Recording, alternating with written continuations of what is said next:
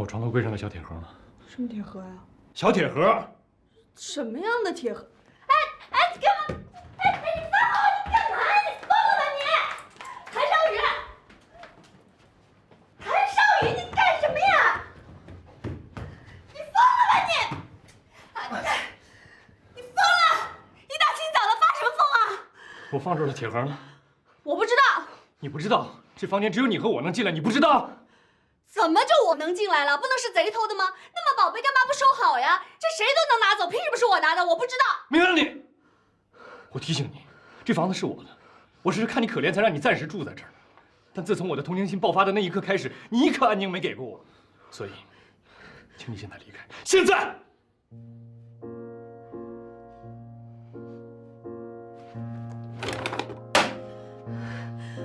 我早上收拾屋子的时候，把它放在柜子里了，满意了吧？一大清早，喊什么呀？好心当做驴肝肺，怪不得没有人理你，你活该！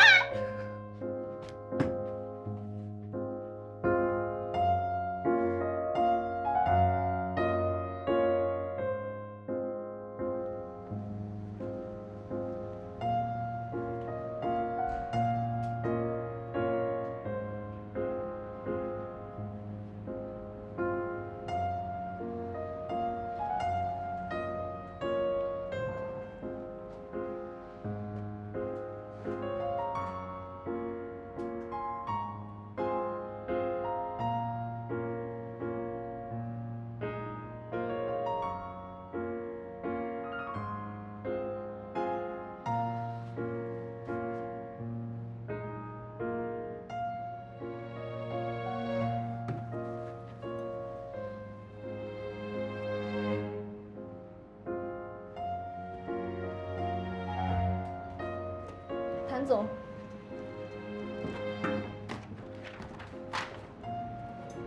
哦，对了，今天下午要开会，你先准备一下材料吧。啊，好的。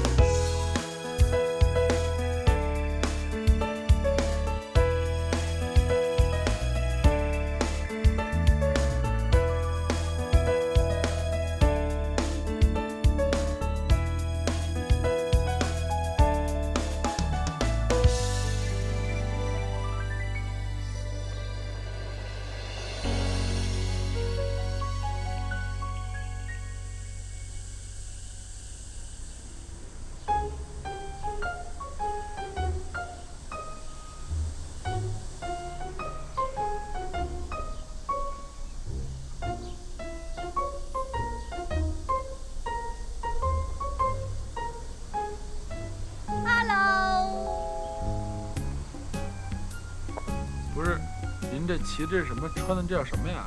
怎么样，特好看吧？为今天准备的。好看什么呀？哎，咱这是环湖公路骑车，您骑这个穿这个不等于作死吗？你说这瞎嘚瑟什么？瞎臭美什么呢？怎么了？我就爱嘚瑟臭美，管得着吗你？管的就是你。要想跟我们骑这公路，骑我车。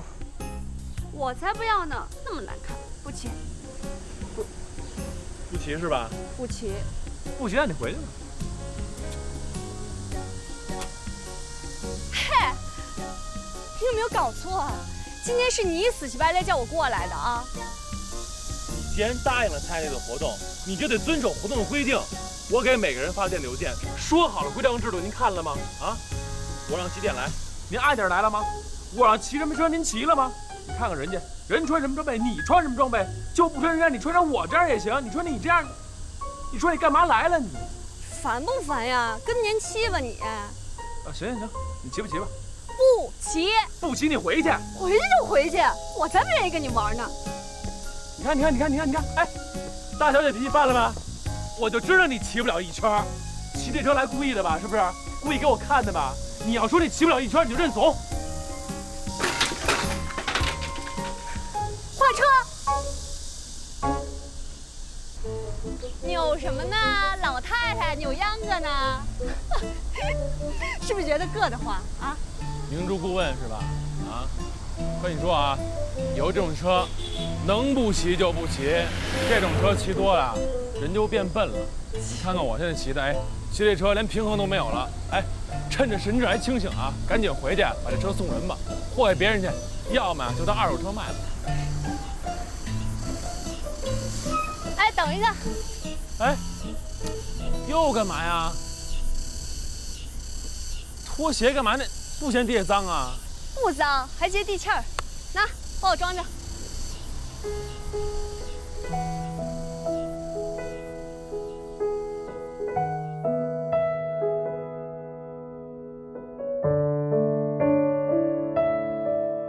哎，咱俩聊聊谭兆宇。你和他相处了这么长时间，你觉得他这人怎么样？咱们能不聊他吗？多扫兴啊！我跟你说，谭少宇他就是一怪咖。就是早上我好心好意给他打扫房间，结果只不过就把他一个小盒子稍微挪了下位置，他倒好自己没找着，都炸了，跟我嚷嚷，多大点事儿啊！你找不着好好问我不行呀？服了他了，再也受不了他了，讨厌！哎，他那人吧就那样，你心里呢不知道藏着什么底线啊、原则什么的，不知道你哪天触动他哪根底线、哪个原则，就给你炸了窝了。习惯啊，习惯就好。还习惯？谁习惯得了他呀？习惯他我都被气死了。行，不生气，聊点别的，行了吗？哎呀，不过说真的，今天还是我们家出事儿以来我真正开心的一天。空气还挺好的。没错，没蒙你吧？其实，在这座城市里，像这么安静的地方已经不多了。有的时候心情不好，就骑着单车绕着这湖啊转上一圈，真的，心里甭管有什么不开心的事儿，一下就都过去了。是挺开阔的，心情一下就好起来了。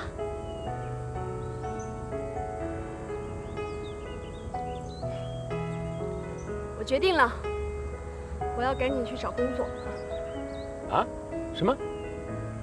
找工作呀？你有合适的呀，赶紧通知我。我要尽早自立。哟，什么时候变得上进了？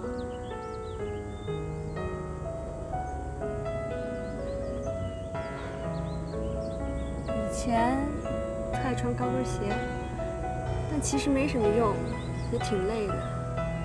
现在真把这鞋脱了吧，才知道着地气儿是什么感觉。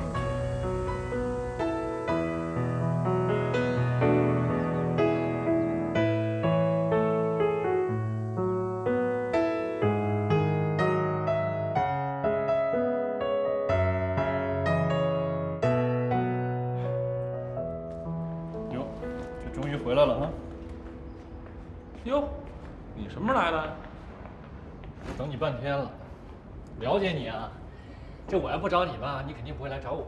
什么意思呀？好好交代吧。这一天都干嘛了？把我女朋友拐哪儿去了？哎呦，您这说的是哪个女朋友啊？别装傻，就那一个，就是那个今儿跟你在一起待了一天那女孩。哎，我今天是组织这户外活动，叫她来一起参加，又不是我们俩人，还整个一车队呢。真没事儿？真没事儿。你什么人我知道，我今儿找你来呢，其实就是给我俩当一个和事佬。哦，他今天跟我说了，你们俩是怎么着？吵架了？你看，还是跟你关系很近嘛，什么都告诉你。是啊，吵架了，这跟我杠上了，也不理我，而且走那架势吧，感觉像是要离家出走。人家是一女孩，真要是离家出走了，出点什么事儿，你是不是得对人负责任啊？啊，我觉得这事儿啊，你还得跟人当事人啊当面沟通啊。人家肯定是嫌你管事管多了呗，干涉人自由了。你呀，别老拿你那套豪门深宅的规矩要求人家，那毕竟以前那地方是人家自己家啊。行了，这事儿要不这么着，我做个主，把你俩呢约出来，我给你们调解调解，好不好？听你安排吧啊。对了，你这跟依然怎么样？挺好的。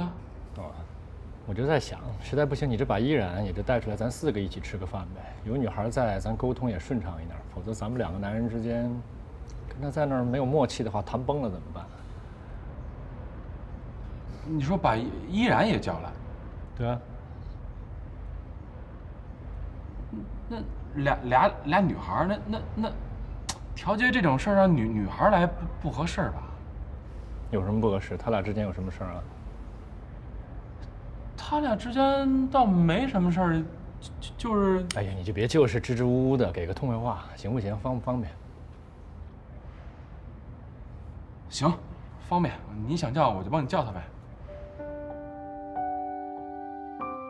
说吧，找本小姐出来什么事儿啊？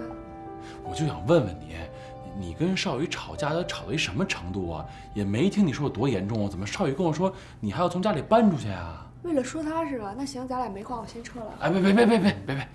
人家少宇呢，专门来找我说你俩吵架了，让我呢给调解调解。本来说的都挺好的，突然间跟我说呢，让依然也来，我就有点蒙圈了。你是说一会儿他们俩一块儿来？啊！哎呦，林先生内心够宽的呀，女朋友让别人带过来啊？能不能别有一搭没一搭的说呀？好了，开个玩笑，咱俩都是看戏的。我不觉得你开玩笑，我觉着人谭少宇没准就是认真的想把你哄回去呢，是吧？我觉得你呢也别跟他闹别扭了，人谭少宇挺优秀的，我觉得你俩就这么幸福的生活下去吧，挺好的。看着我，干嘛呀？看着我眼睛。啊，我看着呢。我眼睛看到的，就是我想要的幸福。哎呦，来了，直接上桌吧啊！好，来，你坐这儿。来坐，来依然，坐这儿。坐吧。那个是这样啊，刚才在你们没来之前呢，我们呢简单聊了一下。我认为啊，这男女朋友之间的吵架啊，真不是个事儿，是吧？说开了也就没什么了，道个歉的事儿嘛，哪有什么非得怎么着的事儿啊？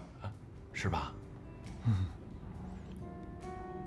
这次说把话说重了，我态度不好，你也别太往心里去。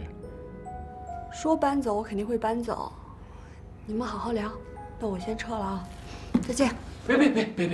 你看，这个时候该聊的还得聊，别动不动的就耍性子，是吧？别赌气，尤其是这个时候。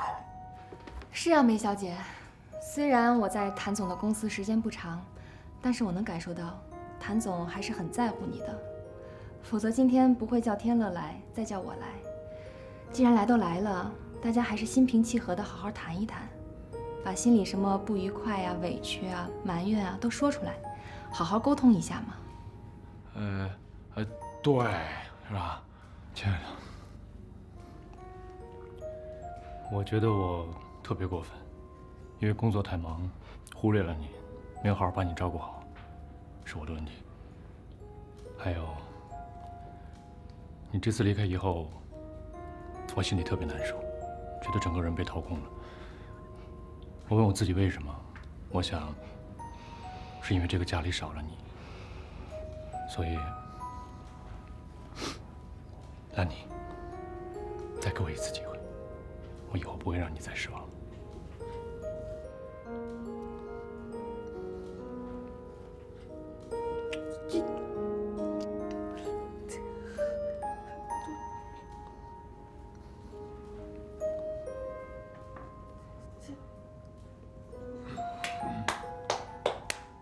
祝福你们，梅小姐。不，不生气了是吗？不生气了，咱好好点菜吃饭啊！对，那个点东西，点东西。好啊，既然你们也和好了，我们的任务就完成了。我妹妹还一个人在家呢，我就先走了。用找司机送你吗？不用了，天乐。那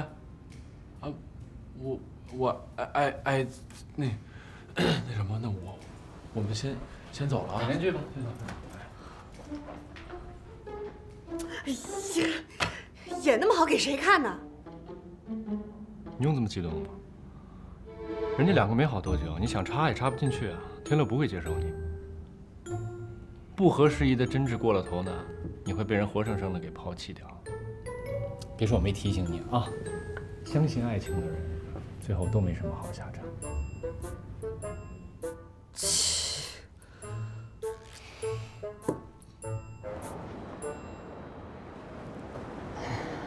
他们真幸福啊！虽然有矛盾有争吵，但是最终还是原谅彼此了。想起我之前的感情，真是挺羡慕他们的。希望我也能像他们一样幸福。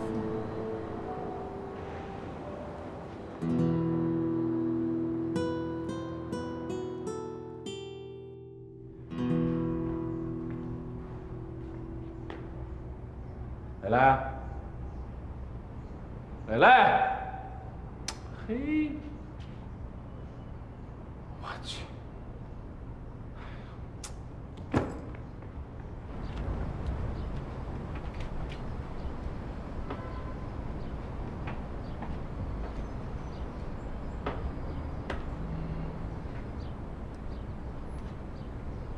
跟这儿发什么呆呢？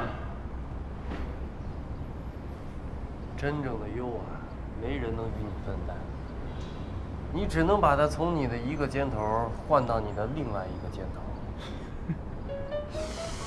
我说这中国的现代诗人怎么和这雨后春笋就冒出来的啊？合着都是感情受挫。什么感情？是自尊好吗？就薛晶晶那样，白给我都不要。哎，搞清状况啊！现在是你白送给人家，人家不要行吗？我就不明白了，我磊磊堂堂7尺男儿，他凭什么就看不上我呀？他不就是一个待考察一准研究生吗？那我还是一公务员呢，凭什么呀？打住啊！别入戏太深，你就是这店里打工的啊！就凭现在您这工作表现，我们把你开了就不错了，还跟这做白日梦呢。等会儿啊，咱这戏是谁给我设计的？啊，要没李爱宝那事儿，要不是你瞎出馊主意，我至于被他这么埋汰吗？你怎么不说好好想想，你被淘汰的原因是什么呀？啊，哎，咱们为了让这薛晶晶上钩，咱们研究的不少了吧？啊，工商局的公务员，工资、待遇、社会地位，都是薛晶晶所要求的物质基底吧？哎，照你这么说，人家一待考的研究生，为什么看不上你一堂堂的7尺公务员呢？得，我太次啊，都是因为我太次，行了吧？我这么次，你们还让我去？你看，你态度就有问题。是，我们是给你设计的新名字、新身份、新的家庭背景，可是并不代表说磊磊就得变成李磊磊啊。李磊磊追的是韩梅梅，你磊磊追的是薛晶晶。什么意思？我说你反应慢吧，你还不承认。这戏呀是假的，您越往那边靠，你越会畏畏缩缩的，放不开你也不会演。人家问你什么呢，你都得小心翼翼的。哎，你想想看，生活里你自己会这样吗？啊，会吗？薛晶晶啊，不是一个钓金龟婿的人，她是在物质要求上有一个要求，但在精神层面也有一个要求，要不然李爱宝那样出身的，她怎么会愿意嫁给他呢？啊，你就不能让她呀占了你的上风。反正这女孩只要看上去软硬不吃的，那说明啊，她都想好了你下一步出什么招。但凡你让她接不了招了，哎，没准你就能异军突起了。还有，记住了啊，你得让她忘记那个假惺惺的李磊磊。哎，干什么去啊？我找他去，现在去吗？我要让他知道真正的磊磊是个谁。嘿，哎，您是在上班呢？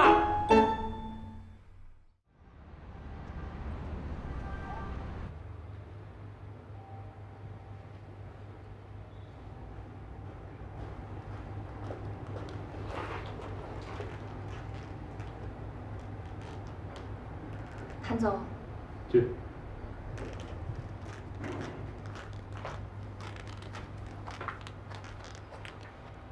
这是去年的报告，都在里面，我分门别类都归纳好了。送档案室。好。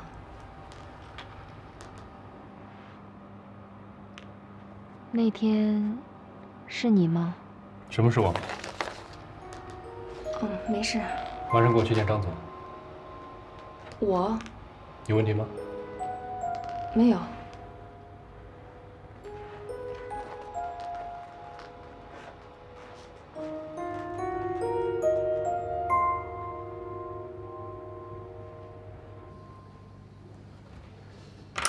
这根本不是去年的资料吗？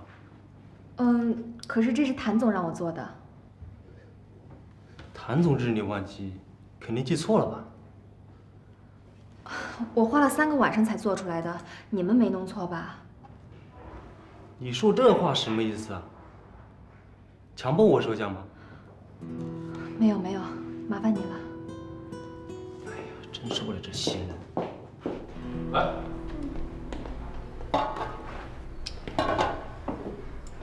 你说昨天晚上谭少宇演哪出戏呢？你这么一说吧，我昨天想了一晚上也没想明白。哎，你说谭少宇那话是不是明显说给依然听的？明显是啊，而且依然也被少宇给刺激到了，还替他说情呢。没错，依然这话呀，明显就是回击谭少宇的。哎，你说他俩之间到底是有什么事儿啊？哎，现在这依然啊，在这谭少宇公司工作呢，会不会俩人工作当中有什么不愉快呀？挺关心依然的吗？不是关心我，哎呦，别误会啊，我们就是普通朋友，就是我奶奶说让我多照顾依然。反正他们这么一出戏的唱吧，也不知道葫芦里卖的什么药。总之这事儿没那么简单。那你给瞎说说啊，就是你觉得这不简单是怎么个不简单法啊？假设啊，他们俩原来就认识，有债务纠纷，现在还没还清楚。这不可能，依然是在湖南长大的，没来过这儿，他俩怎么可能会认识呢？假设2，依然和谭少宇是同父异母的亲兄妹，就不想让咱知道。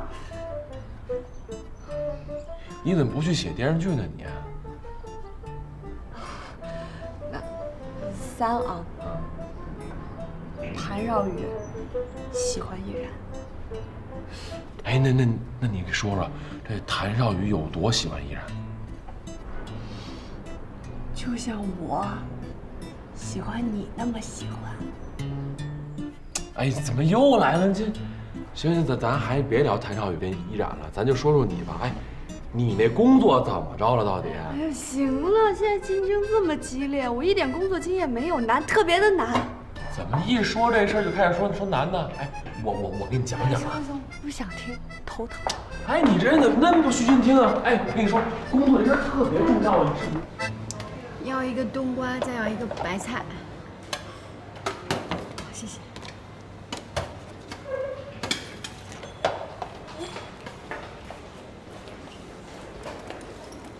哟，薛老师，你是？我是雷雷呀。不好意思，我不记得了。咱俩相过亲。哎，薛老师，我那个今儿没带钱包，你能借我10块钱吗？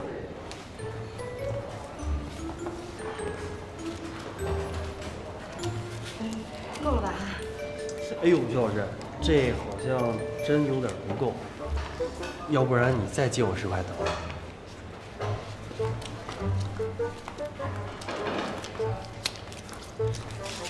哎，大婶儿，那个2碗打卤面啊，这顿饭我请你的。来，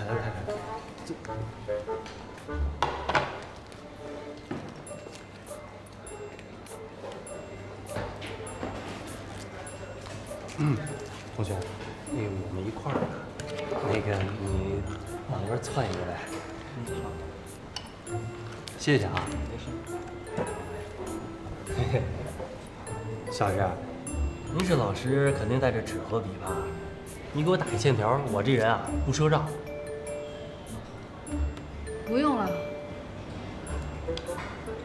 薛老师，你怎么心神不宁的呀？丢东西了？我吃完了，你慢慢吃。等会儿，你吃完了，我还没吃完呢。这基本礼数，您这大学老师不会不懂吧？我选修课要开始了。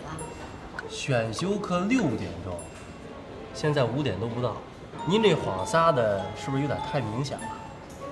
我化个妆不可以吗？化妆？你还有化妆啊？你不天天都在装吗？你什么意思啊？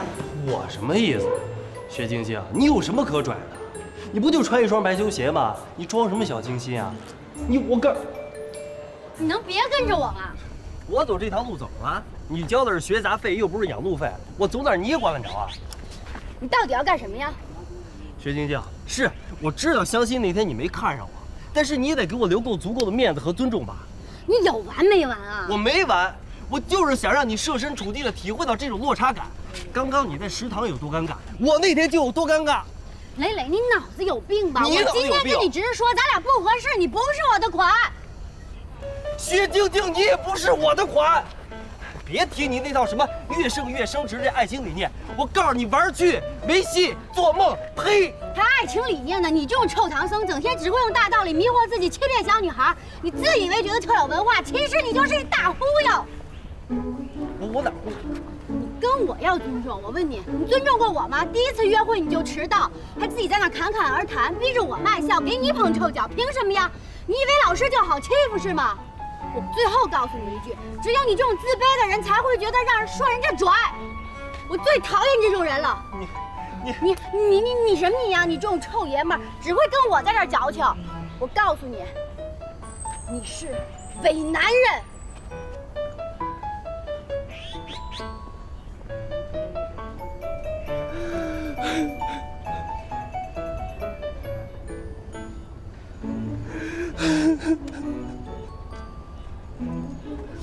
至于吗？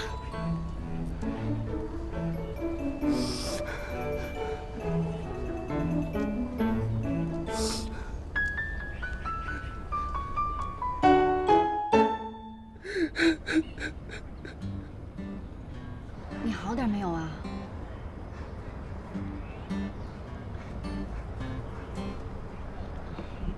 如果刚才我要是伤你自尊了，我向你道歉。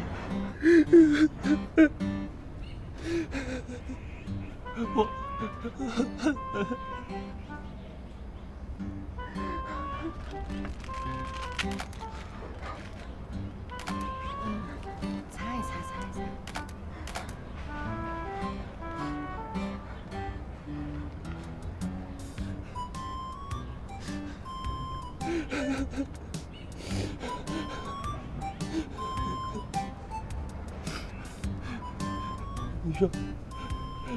你说我一大老爷们儿，我干嘛跟你这么较真儿啊？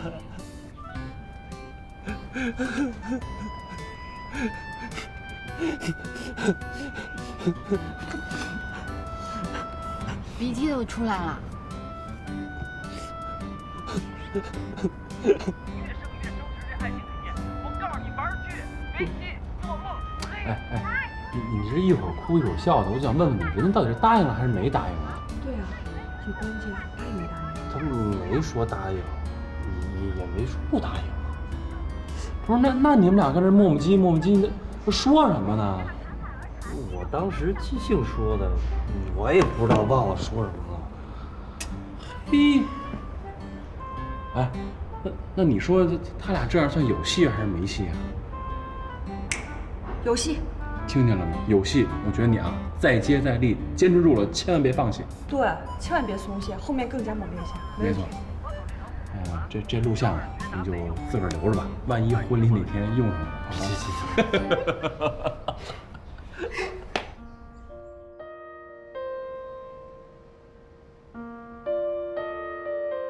来，我们喝一杯。来，张总，我求求你了，我真的是喝不动了，我缓一缓再。我先干为敬啊！张总，小冉，你看，你不喝，不给我面子啊。好，我喝。来。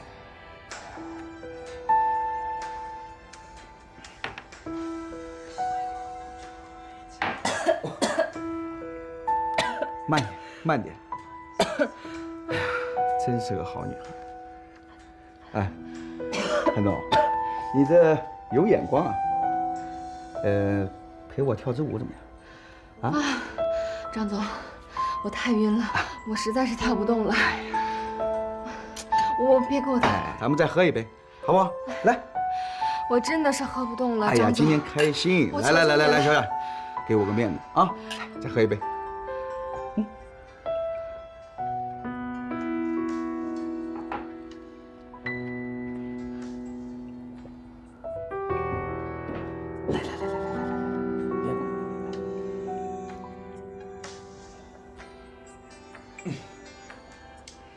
哎，咱们真的。张总，我喝不了了，我去吐一下。小冉，韩总，今天晚上小冉跟我走怎么样？我不太明白你的意思。谭总开玩笑的嘛，我这点意思你还不明白？张总喝多了，我让司机送你回去。你要是让小冉晚上跟我走的话，这合同的事情，我现在就能拍板，怎么样？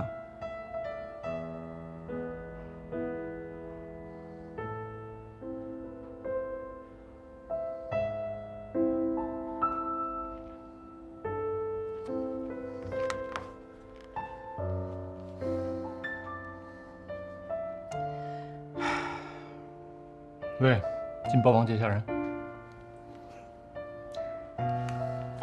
我先让依然去车上等你，咱们再具体谈一下合同的事儿，然后让司机送你们两个回酒店，怎么样？好，好，我现在就能把这合同给签了。韩总。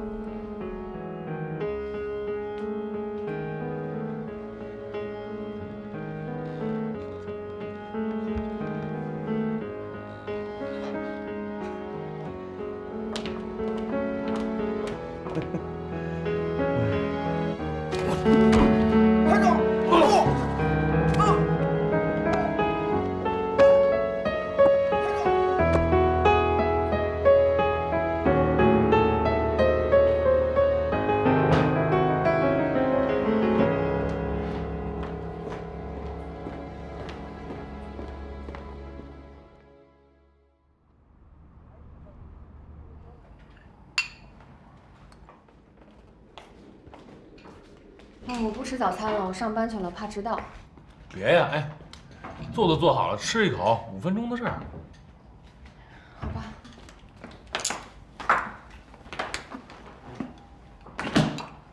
过来。昨天因为什么呀？喝那么多酒？要陪几个客户。陪什么客户还得喝酒？待会儿我给少爷打一电话，以后这种事儿别去了啊。不用了，也就这一次，下次我就不去了。真不喝了，要不然迟到了。今天起晚了，走了啊。哎，那就喝这么一口啊？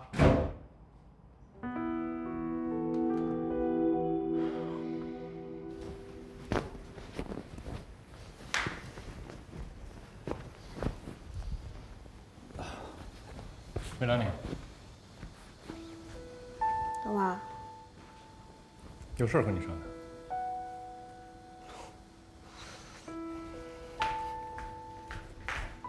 跟我商量？不会又是挖一火坑让我往下跳吧？你很不喜欢依然，对不对？什么意思呀？我想让你帮我做一件事儿，而且我觉得这件事儿，或许是你心里边一直想做的。啊，你是让我帮你猜猜依然和天乐呀？你说的。我不是这个意思，我是说，人家两个挺好的，我们作为好朋友应该祝福他们。你是不是对依然有什么误会啊？没有任何误会。作为天乐的朋友，我跟你都一样，希望天乐好，不希望他被人欺骗。而我对依然这个女人的第一感觉就是，她接近天乐一定有目的。我需要的，就是你帮我这位最好的兄弟，看清事实真相，了解这个女人的真实面目。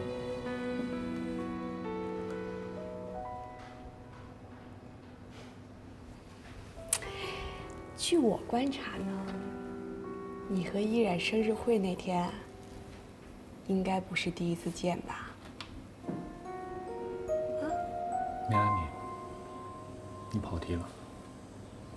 我刚刚说的是依然跟天乐，依然接近天乐，无外乎就是想接近他自己想要的生活而已。那他想要什么生活呀？想要什么样的生活不很简单吗？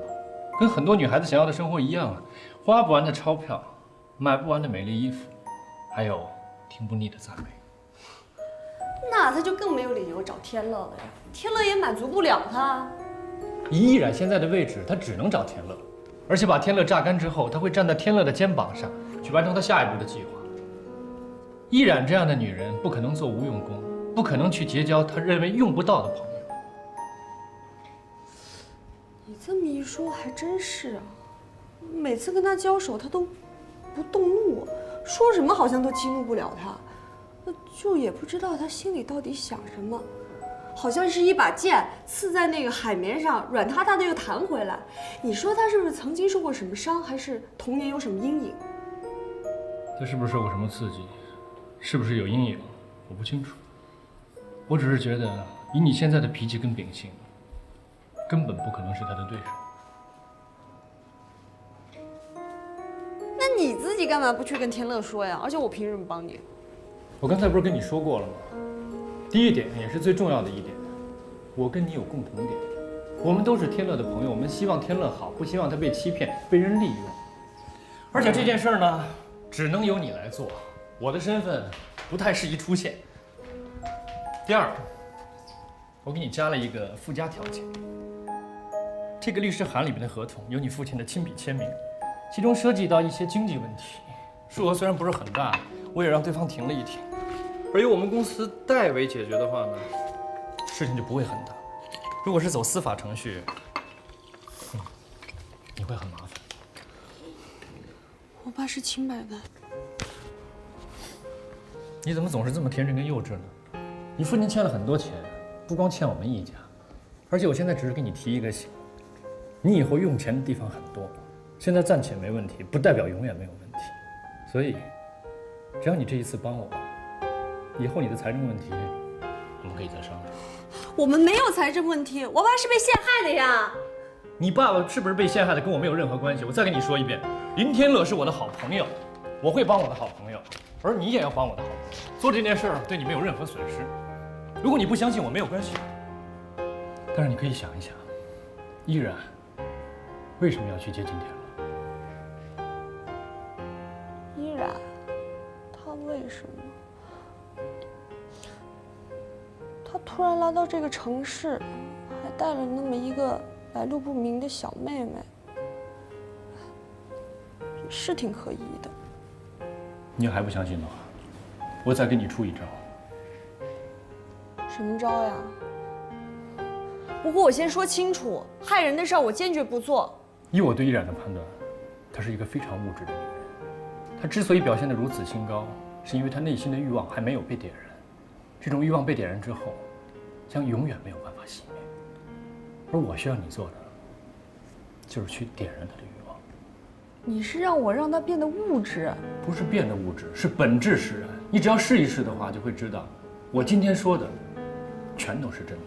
再说，你怎么忍心天乐去娶这样一个女人呢？忍心看着天乐有朝一日被她伤得满目疮痍吗？可是天乐是个好人呐，他应该得到爱情的呀。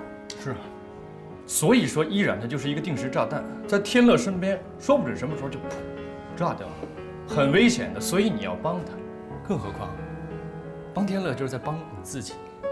因为看到自己喜欢的人被一个如此有心机而且身世复杂的女人给抢去了，请问你心里边会很舒服吗？你乱说什么呀？我谁喜欢他了？别瞎说。梅兰妮，做这件事儿，于我、于你、于天乐都是好事。还有，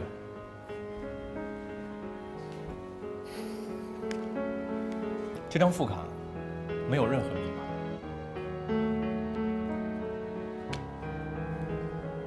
你随便刷。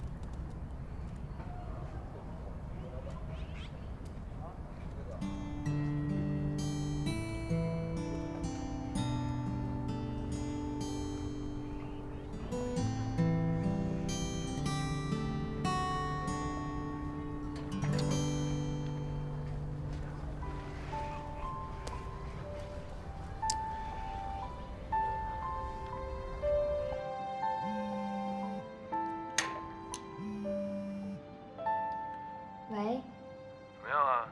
你要是觉得累的话，我帮你请天假，回家休息一天。怎么样啊？算了，我没事儿，你不用担心我了。那晚上我去接你呗。晚上你就不用来接我了，我现在已经酒醒的差不多了。你要是回家早的话，就再帮我熬碗粥呗。可以啊。哎，那粥味道还行吧？特别好喝，没想到你还挺细心的。我要工作了，不跟你多说了啊，晚上回家见，拜拜。韩总，昨天晚上你把张总陪得很开心，以后有这样的应酬你负责。哦，你不用去规划局了，这个送规划局。现在。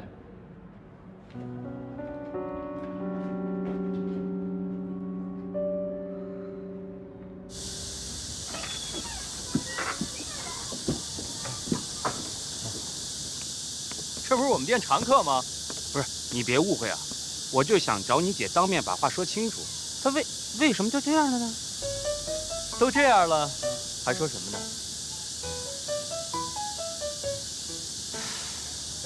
我就不明白了，你身上到底有什么特殊的点？每次明明都好好的呀。或许就没好过呢。你想多了吧？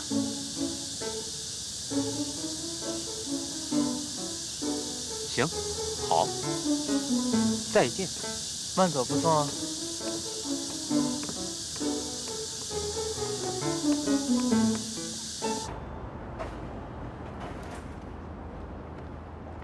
嗨，梅小姐，你来找谭总啊？不是，我在这附近办事儿，想到你不是在这上班吗？就过来看看。哦，那你找我有什么事儿吗？也没什么大事儿，就是想跟你聊聊。其实我第一次见你吧，就觉得你跟别的女孩都不一样，特别的大气。天乐说你在这儿也没什么朋友，以后咱俩可以多聚啊，你可以给我打电话，咱们可以单聚。哎，要不咱俩现在泡吧去？现在啊，现在不行，我还有工作，我要去送文件。咱们改天再约吧。依然，谭总说那个案子我去办就可以了，你休息吧。交给我。那辛苦你了。哎，正好，下班了吧？你还不用去接依恋。我刚刚说泡吧，你别紧张，我只是打个比方，咱们可以去喝咖啡嘛，聊聊天。行了行了，择日不如撞日，就今天了，赶紧的，走。可是，哎，好，可以了。哎，要不然我今天就不做了吧，你自己做吧。哎呀，干嘛呀？我刚钱都交了，给他介绍一下。好的，来，我们的蜂蜜绿茶主要用于排毒舒压，柠檬牛奶呢主要用于美容瘦身，薰衣草精油主要用于安神，帮助睡眠。不知道两位需要什么呢？美容瘦身，好吧？怎么样？感觉不错吧？哎，女人就该对自己好点儿，别老为别人操心，为别人忙活，哪儿对得起自己呀？哎，我觉得你平时穿的都太素了。我前2天看杂志，里面那个 Galliano 和 Dolce Gabbana 这一季的衣服有几款特别适合你。还有，我觉得咱们以后有空可以多出来做做 SPA 什么的。女人过了25岁，老得可快了。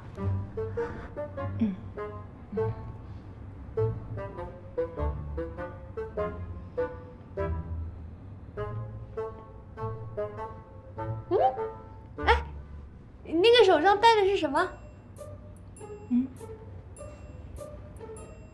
哦，这是天乐送给我保佑我的。啊，天乐对你还挺好的。谭总对你也很好吗？谭少宇，哼，还行吧。看得出来，他很爱你。他爱……哦，你这观察够准确的呀！我跟他接触这段时间，我都没看出来他爱谁不爱谁。看来你们2个交往还挺深的。我们俩哪有什么交情啊？以前都没见过。哦，是吗？我那天还觉得你们俩好像不是第一次见面呢。上次在你们家，我们就是第一次见面。哦，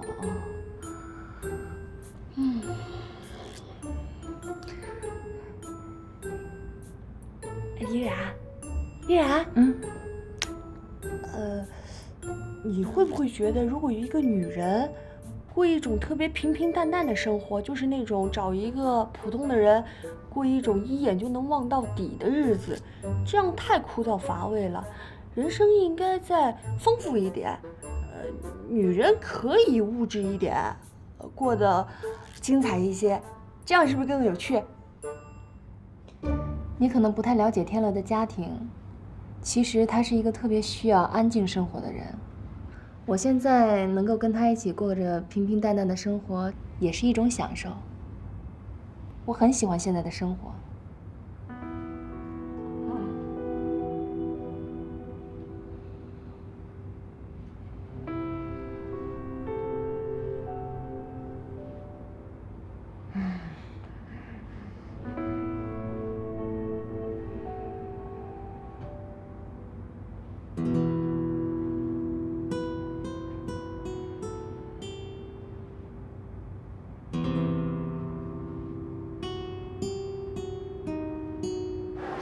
舒服的吧？嗯。哎，你平时买衣服多吗？还好吧，我也没什么时间逛街，都是在网上买。网上怎么行啊？衣服都不能试，而且你这么瘦，肯定很难买到合适的。哎，要不我们一会儿，那边有家店不错，我们去那边看一下吧。哦，不了，要不然你慢慢逛吧，我就不陪你了，我真得回去了。依恋见不着我，肯定不会睡觉的。今天要多谢谢你了，让你破费了，改天一定回请你啊。我自己坐地铁走就行了，你不用送我了。再见。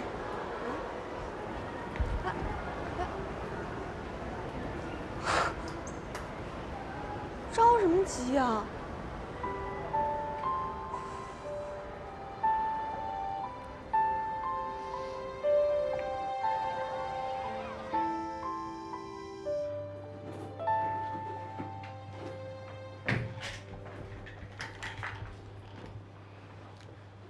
头又疼啊！今天情况怎么样？要打入敌人内部，需要更多的时间和精力。依然这个人太土了，想要改造他，把他变得物质，真的得从零开始，因为他什么都不知道。他是真不知道啊，还是装不知道啊？我觉得是真的，他这个人特别木，反应还慢。我都说的特别明白了，我说林天乐呢，就是同情心泛滥，平时对小猫小狗都特别怜悯，就差说一句，何况对你呢？不明白？他是真没听懂啊，还是装没听懂呢？你既然这么了解他的品性，你就自己去把他抢回来呗，干嘛求我呀？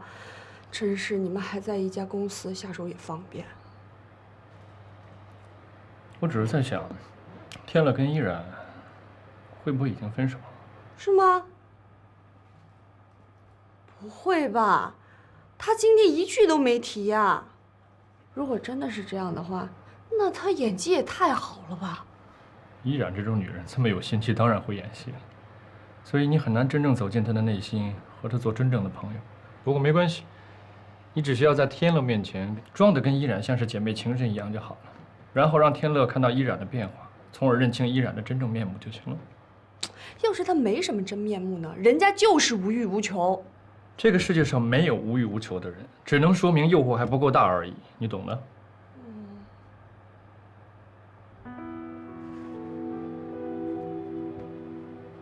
干嘛？你是不是跟林天乐或者依然有天大的仇恨？要不然怎么能想出这么阴的招来拆散别人呢？那是我的事儿，你只需要做好你的事儿，达成你自己的目的就好了。反正我说了，害人的事儿，我坚决不答应。